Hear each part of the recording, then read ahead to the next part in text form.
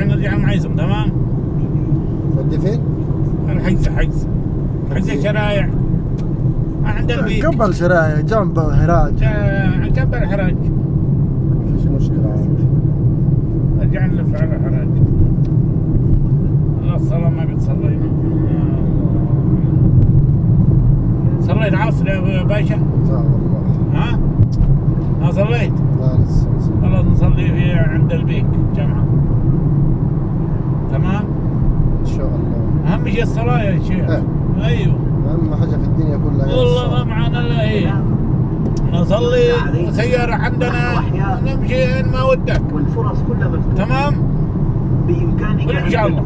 إن شاء الله. وأن تستغفر وأن تصلي وأن تقرأ القرآن وأن تعمل الصالحات وأن تنفق الأموال وأن تدعو إلى الله وأن تطلب العلم وأن تكون بارا بوالديك وأن تربي أبنائك.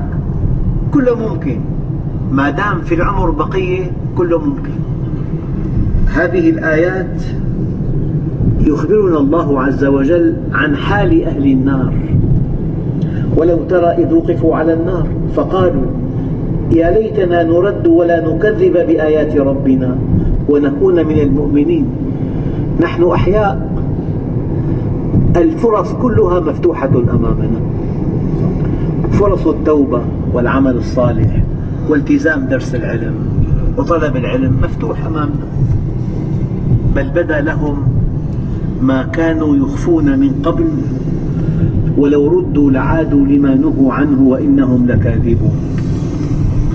الله عز وجل هو العليم يخبرنا أنه لو أرجعناهم إلى الدنيا لعادوا إلى المعاصي والآثام، لأنهم لم يعرفوا الواحد الديان.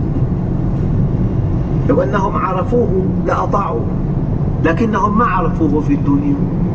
فلو عادوا إلى الدنيا لأخذتهم الدنيا وسيطرت عليهم شهواتهم. ربنا غلبت علينا شهوتنا. قال وإنهم لكاذبون. والإنسان دائما تحت التعذيب يتكلم الحقيقة. أما إذا رفع التعذيب عنه عاد إلى كفره. أوضح مثل ركاب سفينة عصاة فجار ماج البحر واهتزت كأنها ريشة وكانوا على وشك الغرق. يا رب يا رب. أقسم لي أحد كان في طائرة وقد دخلت في غيمة مكهربة واهتزت وكادت أن تسقط. فيها خبراء ملحدون عادوا إلى فطرتهم وقالوا يا رب أنقذنا. ملحدون بعد أن حطت الطائرة على الأرض عادوا إلى إلحادهم. هم فين؟ ولو ردوا لعادوا لما نهوا عنه وإنهم لكاذبون.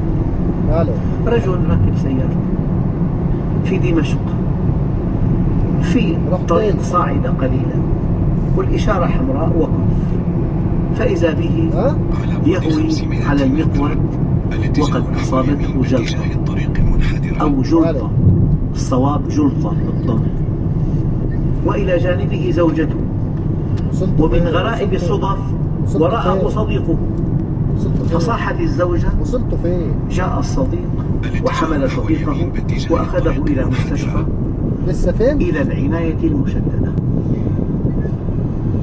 هذا بعد أن صحى من غفوته وشعر بدنو أجله. طلب مسجله وكاسة شريط، طلب مسجله وشريط، وقع وأكبر إخوته واغتصب ثروة أبيه وحرم إخوته من حصصهم. المحل فلاني ليس للورثة، البناء الفلاني ليس لي للورثة. صرح بكل الأموال غير المنقولة والمنقولة التي اغتصبها من إخوته. بعد يومين أبل من مرضه، إنه الجلطة بعد أخذ الدواء أحيانا تذوب تتلاشى. عاد إلى نشاطه وقوته. قال أين الشريط؟ هاتوا، وكسره. جاءت القاضية بعد 8 أشهر. لقد رحمه الله بالإنذار المبكر فلم يستجب.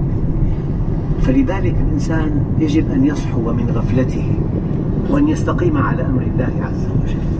ولو ردوا لعادوا لما نهوا عنه وإنهم لكاذبون. هم يرون وقالوا إن هي إلا حياتنا